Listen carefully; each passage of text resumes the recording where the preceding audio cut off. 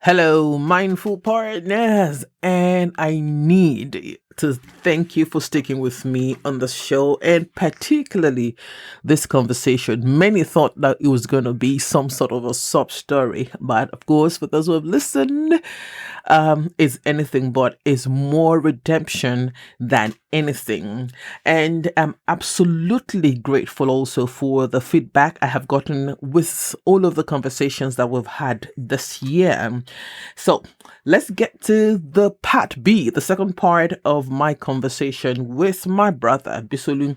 We continue to talk about his experiences and how that has impacted the way he lives his life today. Faith, of course, is one of the things he believes is major anchor, amongst many other things. So let's get straight to the conversation. I am Oluwatumishi Oladapo Kuku. But I began to see that the risk that I began to see that faith is not the risk. The risk is not acting in faith. So Say that again. Faith is not a risk. faith is not the risk. The risk is not acting in faith. Faith is never the risk. Faith is a place of assurance. So you could say that if you're acting in faith, you're not taking risk. But the risk is not acting in faith. The risk is taking your life into your own hands and taking it out of the hand of God. Is a very dangerous thing to do. A very dangerous thing to do. So now gradually, I think I'm getting back to taking the risk. You would know. Yeah, I know, right? I know, right? So I'm getting back to taking the risk and seeing that despite things that God didn't want to happen, because for the beginning, God didn't want people to die. But you need to also see beyond it that you need to see that people that are loved ones that are dead, what you need to keep is the like last year, I forgot Oraba's voice. I was trying to hear the voice. Then I went back to a video recording. I couldn't hear the voice anymore. I couldn't understand. Mama Agba or Baba Agba? Mama Agba voice, I can't forget. Or I would say I can't forget because it's the most recent one. Yeah. I think eventually life will happen, then you forget what. So I would tell people that's what helped me. Don't take that risk of not having faith. Okay, so for all the three that it might sound so esoteric, but I knew of all the three. Like I said, Yanelua told me outright the day before, on the 6th of September, the day before he died, he said some certain things to me. And he said he had a dream. And I was like, so why didn't you do that? And it's like, no, maybe if I go, things will normalize in the family. Maybe so. And to me, she just hold on to the family, please. I was like, okay. So I knew he was going to die. For Mom C, I was coming back from work. She died in March. I was coming back from work in February. I was on an evening shift. And then I was on Wemco Road and I was praying. And I said, hey, God, this woman will just suffer and die like that. And there was this eerie silence in the car. So I knew. I got home, I stayed in the car and I cried. And that's why anybody who's asked me, you didn't cry when your mom died, it was because I had cried before she I had pre-cried. And for Pop season, that pre-cried, let me just write something that you laugh. Okay. I promise you that you laugh. Just don't tell them what I you wrote, say. no problem. So for Pop season, I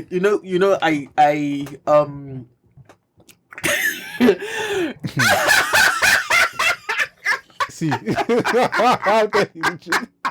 I'll tell you. Let's continue. Hallelujah. Amen. It doesn't mean Amen. we will still do it. Anywho, so unfortunately, it's such an inside joke I can't share. It's such an inside joke I can't share. Anyway, so for purposes on, I think I knew, and I told you that I'm traveling before I come back. It might happen. This is what, and this is what. So, I had gotten so used to handling grief. That these days I'm telling myself, you know what, Sumishe, life is not about pain, and I'm still trying to navigate that. Really, I'm still trying to navigate that. So what questions do you have for me? Yeah, don't your question. I'm not done, but okay, so let me ask one last question before you answer. So when I started this campaign as a mental health advocate and all of that, you know, and you knew I was going to be sharing stories, how did that land with you? No, you're not. You're not truly. Let me just tell you the truth. If you're not ready to accept who you are, you can't be anything in life. If you're not ready to accept what your family is, then you don't love your family. There's nothing there. There's nothing there. It's just like me going on evangelism. I'm telling someone about Jesus. If you ask me that God opened the ground and swallowed up 4 tribes of Israel because they voted against Moses, I say yes, he did. Yes, he did. I'm not going to defend that. You're not going to defend what? Okay, I got you. So if somebody is coming out to say the truth, to say their experience, if it involves me, either negatively or positively, it's just the truth. Did you ever think I was going to disrespect the family? You cannot disrespect. Let me say it this way: disrespect is or dishonor. See, I'm going that way. Okay. There. Disrespect or dishonor is something. Is like an aroma from a soup. People always know. So you see, you can talk about some things, and some people are just sycophants. They will know you're not disrespecting, but they just want to talk. You will know when you are not disrespecting somebody. You will know when you're not dishonoring somebody. You would know. So so like I said, and I won't use this podcast as an opportune time to talk. but like I said, it's like I was saying. Anyone. It's if you don't accept, just a sidebar. It's just like Nigeria will never change if we don't accept who we are. Do we like to spray money at parties? Yes. So okay, government put in regulations to make sure we spray money properly. Do we like to do flamboyant things? Yes. So make things readily available. I mean, for example, I get what I mean. What I'm just trying to say is that, and see, you can also tie it up to why Christians don't know the reason why Christians are not effective is because number one, they know who they are, but they don't accept that part of themselves. So it's just what it is. If you know who you are, I like when you were, I'm like, well, did it happen? Yes, it happened. Is this person going to dishonor? No. Is this person going to stress? No. This person is just sharing what would, for example, let me give you an example. Abraham knew, for example, that his wife was going to tell his child that when they went to Egypt, that he said his mother was his sister. So there's some things that happen to you that, whether I like it or not, God is going to use to teach somebody. So just take it. I let it be that useful. Be that useful to and just move on. And do you think I've done it relatively okay so far? I think that you can really know if you ask. Okay. There are some questions I'll be asking you like proverb as you're asking. As I direct. I think if you ask, then you know. If you ask, you will know. See, if if you're going to say something and you feel, just ask. Yeah. This one I'm not telling you, but I'm giving you. Yeah. I'm free giving advice. you free opportunity. Free opportunity. Yeah. All right. So go ahead with your questions. Ask me. I would usually like to ask questions in conversations, but not questions like this. But the only thing I want to ask really is that if you had ask me another question. I want to ask you a question that's the question. ask me a question that not now ask you now. You now we'll finish this podcast with that question I'm asking. Ask the question. Ask the question you want to ask. The question is very simple. How do you navigate? No, it is an opportune time. Okay, good. Yes. So how do you make sure? See, that you're aligned people coming behind you. I'm using that statement on purpose. The other people are coming behind you, your children are coming behind you, your brothers are coming behind you. My nephews are coming. I don't hear. Yeah. So what I'm saying is that how do you make sure that your traumatic events is not influencing? I'm not projecting my trauma. Projecting, yeah, let's use projecting. Projecting is is a contextual word in this matter.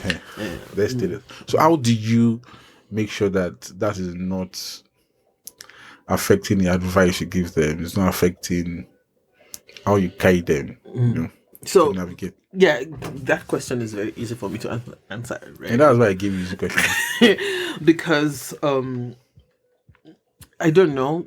Just like you said earlier, I was created for this, and I don't like to see people in pain, and I'll use my children. I've had several full circle with moments with my children, with parenting, with and all that, and I'll tell you the most recent one. Erife had friends over, and I told her to warm beans, and I was going to sleep because it was already 6:30 going on 7, but she had friends over. I was that day. And the beans burned, and I stood up from where I was, and I was the memory that came back was very, very, very, like Bisolu, I saw that memory. It flashed, and she just noticed, she's burnt things before. And then but this particular one was a strong memory. And I just kept saying, if I punish you now, am I right? If I punish you now, am I right? And she said, yes, mommy, I'm sorry. And nobody knew. And I went to the sitting room, I laid down and I started crying. And Bumi was like, on top, But here's the thing. That moment I felt like I broke a cycle. Because when I was around that age or so, I burnt beans and Mama basted me with the beans. And I felt like, to be sure you won. So that's how I navigate. I am very, very, I don't just say, when I say living mindfully or mindfully living and all that, I am very, very conscious. I stop. Because I've also noticed that when I don't stop and I act in the Binuaye, in the Binuaye state, I'm like, oh, Tim, why did you do that? So I am very, very conscious about that anger that you spoke to earlier I'm very, very conscious of that. So I take my time. I'm very and I use my children. And when I use my children, it's easy then to look at my nephews, as you guys have refused to give me nieces. You don't get this. I don't get this from our side. I only girl, the only boy on our born. You don't born girl. I don't want to say what. Speak. Speak.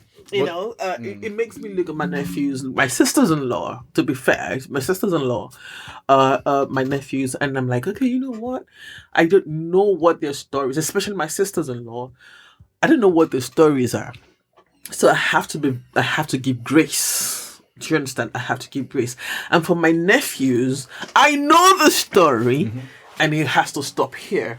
And I think that's where what Corey and I say constantly: if you have not been to war, you cannot say you are a man of peace. You're only harmless.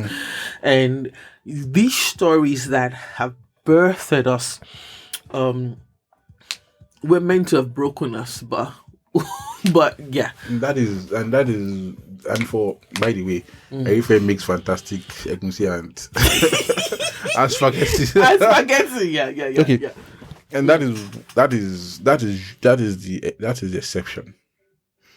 For most people, they just like Aaron, they keep fanning the fire of conflict. And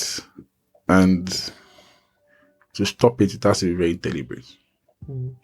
It still takes me back to everybody understanding the responsibility that they have. It's been interesting though. Some things are and let me tell you one way that just helps you. You cannot see anybody that deliberately does hurtful things.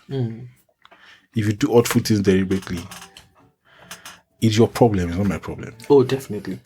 So, for example, if you are navigating family conflict, you must know that there are some things you will say that will hurt the other person. Just don't do it. That's the beginning. Just don't do it. Don't say it. Don't do it. Yes, some people will say, yes, tough love. No. This one is not about somebody is genuinely angry about something that genuinely happened to them. So what you need to do is not to hurt them more, but to understand them first and see how you can navigate. Navigate, Jesus. And see how you can navigate from there. From there. All right. So as we're rounding off, guess how long we've spoken? We almost spoken for it. So I'm going to have to break this into 2 episodes so that the meats, we don't have people getting lost there. Okay. So as we're rounding up, let's lighten this up a bit. Okay. So what's a moment growing up that still makes you laugh?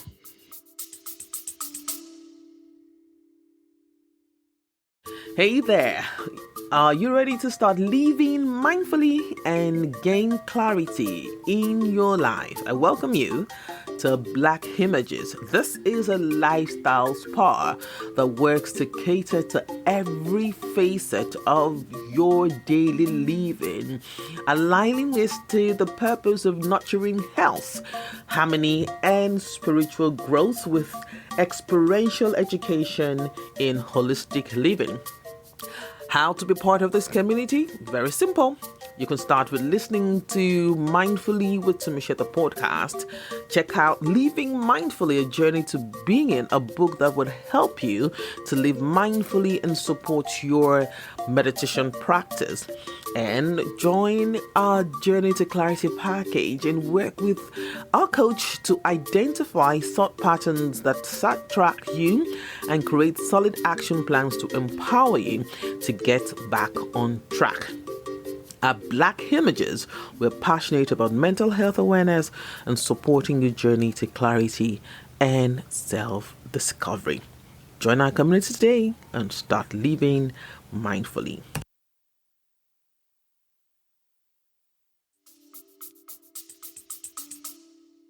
There are a lot. Okay, for me, that still makes me laugh. A lot. There are too many, but I was quite a stubborn. No, not.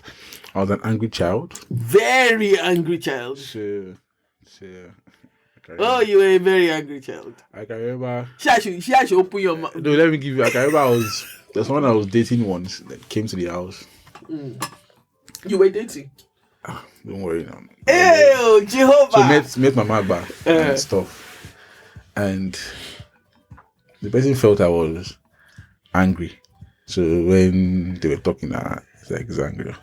I'm like, he's not angry. And I can assure you He's not angry. that this person, God has helped him to really eliminate. Anyways, for situations that made me laugh, I think the first one is usually the telematch. Not telematch. There's this Taste by Moonlight. Taste by Moonlight. Because they usually change the song. Them Boda Adu Boda Mayokun Boda Krede. There was a way they used to sing the song. It's quite funny. Oh, that's true. That's true. Yes, especially Mayokun and Krede. I think I don't know if they used to say, is it Elite Jobe? I can't remember. Yeah. But there was a way it was quite funny. Then another funny one. I can't remember. They beat me very well. I broke that center glass. Center glass. I remember you breaking that center glass. Yeah. Everybody just stood up, went to their rooms. Well, because we didn't want to beat you. Because we didn't want to beat the bad. Like, no, you don't want to beat you. They should beat you alone. Then, but for me, I would say funny but memorable times was always when, because it was rare, was always when after every exam, you know that they pass exam. Yeah, you did pass, We know. As a Christian, I'm not proud about it. But after every exam, Popsy will always come with donuts, you know. Yeah. And they still did that with Tarife and Jollof. You know, come with donuts, and then Mr. Biggs was still. Yeah. Are they sponsoring your show? They're not sponsoring my show, but you have said it's not. So that is that. But sincerely, one of the reasons why I said God Jollof, like mine and Jollof. Yes. Is that for me? You have other questions? We're rounding off. We're going to talk about Jollof first now, Dudu. Okay, so let me allow you initiate that. Yeah, that we're rounding it off. So say what you want to say. So see, for me, really, I feel that life navigates around those things: the spirit, the soul, and the body. And for the spirit, is the simplest part. You know, you get saved, you're fine. If anything happens to your body or your mind after that, there's no consequence. But to be beneficial to God's plan on earth, your mind and your body need to be taken care of. So that's why I usually go around with that mindset. God, life, and Jollof rice. Because you can have a good, your spirit can be generated, and your mind is just dirty. And you know, and how do you? This one is not Bible. This one is not Bible talk now. How do you navigate your mind? I will not talk like experts. I will still look at it from the Bible perspective. One of the ways to navigate your mind, you know, to be mindful, to be healthy, is feed it properly. See, sorry about that. Read, because it's embarrassing when you come and talk without knowledge. It's very embarrassing. You won't find me having a friend that does not know you. It will stay long. Some Binuai just picked out there. Because, but hey. Okay, that's by the way. Read, you know, listen to music. Music is good for your soul. Allow people to be part of your life. You know, and like what I mean, always post on his status. You need to learn and relearn. You know, allow yourself to accept that you can make mistakes, learn from it, you know, and grow. And for Jollof, eat well. Before you get there, before you Jollof, you eat well. Yeah. So if you were going to describe the family in 3 words, what would they be? Which family? The one we are talking about, your Mokpele. Yeah, well, I'm not at the Mokpele anymore, but yeah. If you were going to describe the family in 3 words, I think it's a pretty united family, you know, considering All things considered. pretty united. And I'm sure that united stuff, I don't want to say front, because when you say united front, I say you're fighting. Surprises a lot of people. Yeah. Especially people that know the family, surprises them. So that's one. 2, it's a very, very, very, very. I mean, this is what is. It's also a very considerate family, in the sense that. Are you looking for considerate or are you looking for generous? No, the word I was, my mind was dangerous. But so that's why I try to tone it down on different timelines to say, okay. And the reason why I said considerate is dangerous is because, which is something we might need to change. You will never know when you are getting to the end of your rope with Yes. True that. So True. you never know. Okay, yeah. No matter who you are, an adult, an old man, a young person, You never know. even a family member. So you might not really know when you are getting to the end of the rope, you know. so that is one. That's why I wanted to say dangerous, because it's not really a good. Yeah, I think we're beginning to learn how to navigate that. Yeah. I think So, at for example, least within the 3 of us, we're beginning. For example, to for me learn personally, I've got to the point where I also say, guy, you're getting there. Please Don't let us get there. And but I think lastly, which this one is a good one. Yeah. I think it's a family that will be better. Yeah. That will be better. I think there has been deliberate stops to change the narrative. So a lot of things, and it should be better going forward. And I always say that for me, which is one thing I really say, I appreciate it when people do it, because it gives me my space, you know, to not to talk. But you will never know until you ask. Don't just assume. See, don't assume that somebody doesn't like you. Yes, don't assume. Especially for an colleague, don't assume an colleague doesn't like you. The person might like you and just be. Don't assume the person has. In fact, if an colleague has something that they are not telling you, is for your own good. Let's preach it. So Jollof will be the last thing we'll talk about. Yeah. What's your piece of advice to me as your older sister? Culturally, it's inappropriate to do what? To advise a balaba. So I have got that. So anyways, what I would say is, I think I've told you before, is that you need to embrace the resources God has made available for you to do what you need to do. See, for example, just brings us back to faith. If it doesn't look like it, doesn't mean it is not it, you know. So embrace what God has made available. Embrace what you need to do. See, you might need to just accept. Okay, good example before I round up. A good example is that it took Joseph a long time to accept that his process was needful. Yeah. It was needful. See, the day he accepted it was the day he began to channel it properly. A lot of people have refused to accept that this is how God wants them to channel their experiences. So if you found yours, the first thing is that quite fortunate that you found yours. Embrace it. Use the best resources God has made available to you. And next time I'm coming talking more about God stuff. Yeah, you're done. That one is not. Yeah, why are you saying as if you're threatening me?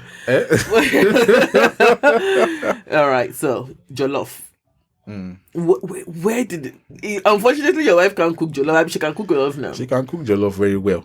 Now, I should tell you on podcast, my wife cannot cook jollof. She can cook jollof properly.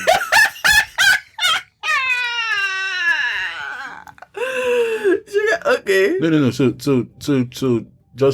just putting her on the spot for 1 minute. I don't think Femi cannot cook. She doesn't just want to. It's just stress. Okay. It's just a stress. It's just stress. She can cook jollof. Especially our Obeyo, fantastic. No, I agree. Our Obeyo is fantastic. So God love jollof rice. For the jollof part, is still the when you say you don't. Let me just say it so I will not disappoint you. Say it. If you don't talk too much and you don't want to be explaining too much, somebody comes and says they like jollof, just say yes. It's my best food. With plantain. Then make of that what you will. But that, when the reason why I think I like jollof is just memories that come with it. A lot of parties. And I think Yanela was a good jollof rice cooker. Yeah. I think that's where the love for I jollof don't is. think that's where the jollof stuff. They have told you the truth. You just want to say, what's your best food jollof and what to do? Okay, let's move on. Let's move on. All right. Thank you very, very, very much. I'm not sure, but this might just be wrapping up. Hopefully, we'll be able to get Corridor in. If I can't get Corridor in, that's fine. This is wrapping up the 2 seasons long of speaking to men's mental health. So, this is my brother, Bisolu. Ayomide Paul Omopeloye. So, before I let you say goodbye, what's one lesson about love that you think younger men today need to hear? Me? Yes. So the lesson about love is that I feel and I believe that maybe my perspective of love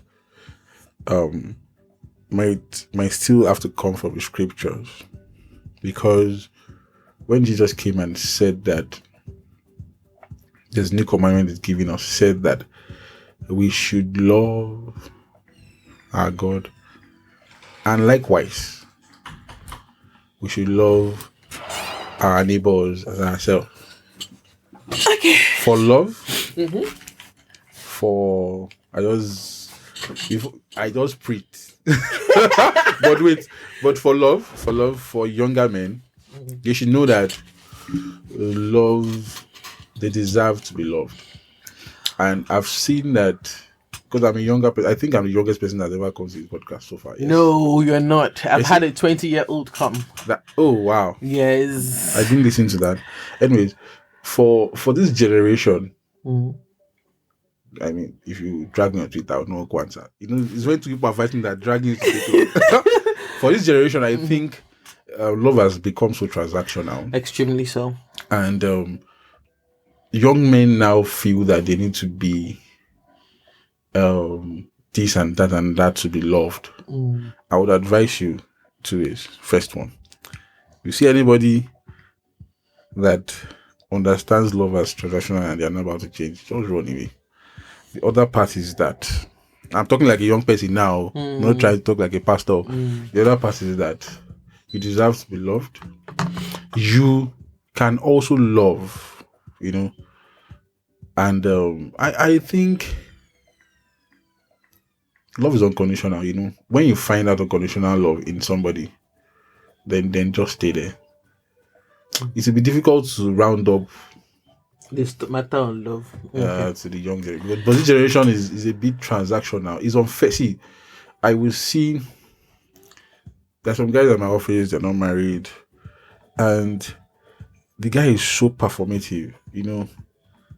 This every single week you're buying. I'm not saying you won't buy stuff for somebody you love, but if you don't buy it, you feel as if the person you have failed. You feel that you have failed and stuff. And that's why we have the money issue, the get rich quick issues. It might not be. That's not. What do you bring to the table? Of course, that's not really. That's not really. And another reason is that they've made love the for the past century. I'm very deliberate about the past century. The world system had made love a responsibility of women. So we have that is a whole conversation. So we have developed men that don't even understand, what love is. I mean, I can remember when I was writing Popsies, and that's the definition of love: providing for a family, protecting them. But it goes beyond that. But you've tailored men to think if they are providing and protecting for their family, that love. I see some young people arguing on Twitter. At the pay school is that anybody, if you die today, somebody can pay your child school fees. So that means it is not essential. Y'all just had a peek into how we speak. It's not essential. What is essential is how you are able to love your child. And love is be available emotionally in their moments, in their seasons, in their times. That is something somebody else might not be able to do for your children. And all right, thank you very much. And I'll just say this as we round off. I absolutely, I'm sure. I think I told you on his birthday, but I need to say it now. I absolutely love watching how you're raising my nephew. It's so beautiful to watch, and for me it's like raising you again, Oliver, and that's so beautiful. Thank you so much again for being my brother. Yeah, for you could choose not to have been, but thank you for I being. could not have chosen. I couldn't have chosen anyway. No, what I mean, no, of course you couldn't have chosen anyway. What I mean is you could have heard the stories and detached or disconnected and all totally that agree. stuff. But you chose to be my brother through that, and I'm appreciative of that. Thank you so much for coming on Mindfully to me. Thanks for having me. All right. They wouldn't know if you forced me to come or you knew what I said. I didn't. No, you were the one that said I'm coming. We have to finish the bit of controversy. Yeah, you were the one that said like I have to do big sister at me. Yes. All right, thank you. Thanks Love yourself. Yeah. Love your neighbor. Love your country. Above all of this, love God. He is the essence of your being. Follow Mindfully to Michelle on all socials. Send me a DM if you have questions to ask. Of course, you can pick the book Living Mindfully: A Journey to Being. That's the first place you'll have some connection, some kind of connect with me. Great things are coming on Mindfully with Tumiche, and we will definitely get back to you. Just stay tuned with Entourage. My name is Oluwatumiche Oladapo Kuku. Me. We don't know you. You don't know me, Bawo? Don't know you. You know me, Pa. That was an experience. It was a 90-minute conversation that I've been able to put in 2 parts. I had to put in 2 parts because I felt that if we had done the 90-minute conversation straight, we might lose some of the poignancy of the conversation. So thank you so much for sticking with us. Again, follow Mindfully with Tumiche on socials and Tumiche on Facebook and of course on Instagram or X, wherever. Just search for the name or search for Mindfully Tumiche. I would truly appreciate it. And if it's your first time listening to Mindfully Tumiche, please give us a follow, share if you think that there's something in there for anyone that you know. Would truly appreciate it. Let's begin, or let's continue to raise an army of the healed, one person at a time. Grateful for the gift of you. So remember to keep your mental well-being in the front burner of your heart and your life. I am Uluwatumishi Oladapokuku. Love yourself, love your neighbor, love your country. Above all of these, love God. He is the essence of your being. Until next time, stay mindful.